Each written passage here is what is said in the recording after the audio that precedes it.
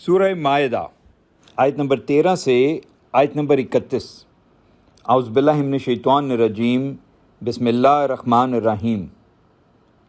چنانچہ ان کے اپنا عہد توڑنے کی وجہ سے ہم نے ان پر لعنت کی اور ہم نے ان کے دلوں کو سخت کر دیا۔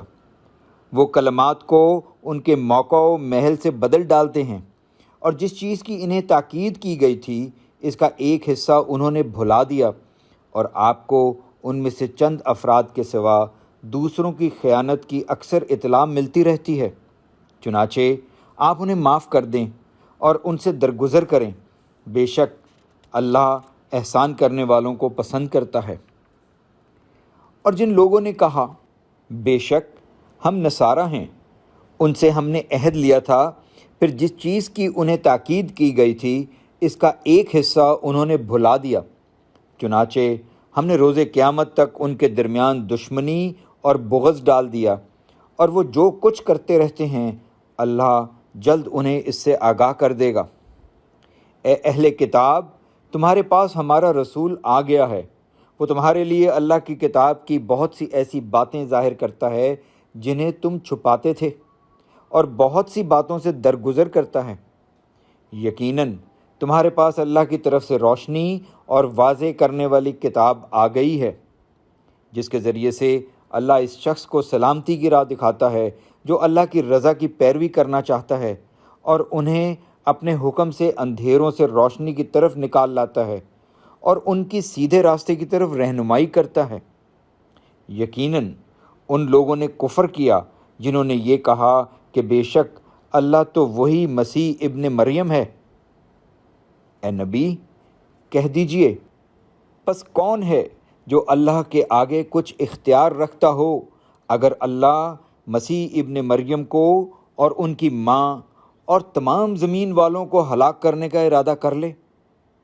اور اللہ ہی کے لیے آسمانوں اور زمین کی بادشاہی ہے اور جو کچھ ان دونوں کے درمیان ہے، وہ جو چاہے پیدا کرتا ہے، اور اللہ ہر چیز پر خوب قدرت رکھتا ہے۔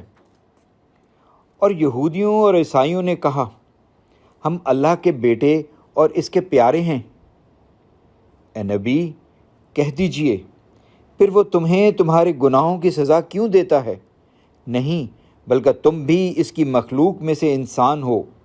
وہ جسے چاہے بخش دیتا ہے اور جسے چاہے عذاب دیتا ہے، اور اللہ ہی کے لیے آسمانوں اور زمین کی بادشاہی ہے اور جو کچھ ان دونوں کے درمیان ہے، اور اسی کی طرف لوٹ کر جانا ہے۔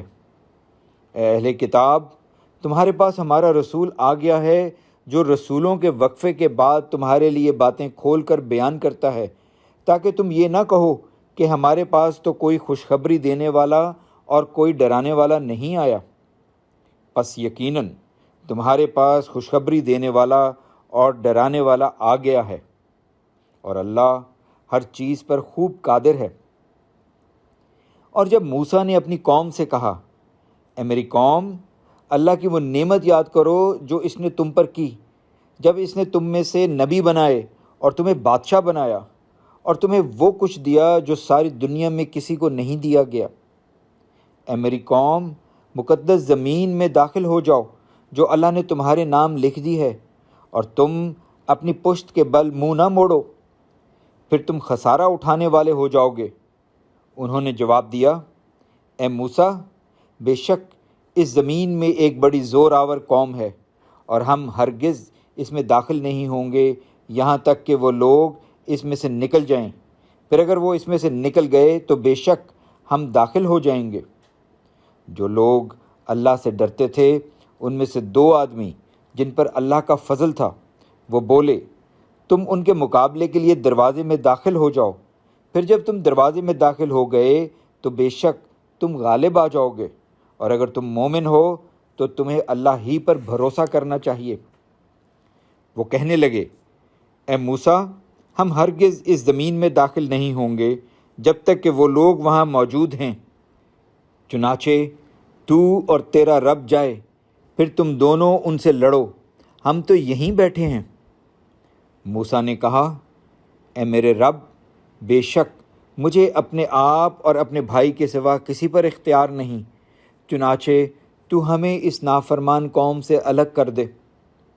اللہ نے فرمایا بے شک وہ مقدس زمین ان لوگوں پر 40 برس تک حرام کر دی گئی ہے، وہ زمین میں 40 برس تک ادھر ادھر بھٹکتے پھریں گے، چنانچہ آپ اس نافرمان قوم کا غم نہ کھائیں۔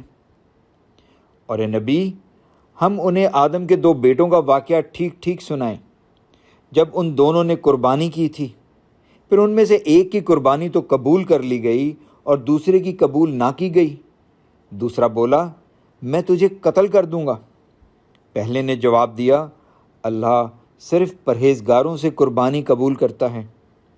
اگر تو نے اپنا ہاتھ میری طرف اس ارادے سے بڑھایا کہ مجھے قتل کر دے تو بھی میں اپنا ہاتھ تیری طرف نہیں بڑھاؤں گا کہ تجھے قتل کر دوں۔ بے شک میں اللہ سے ڈرتا ہوں جو سب جہانوں کا رب ہے۔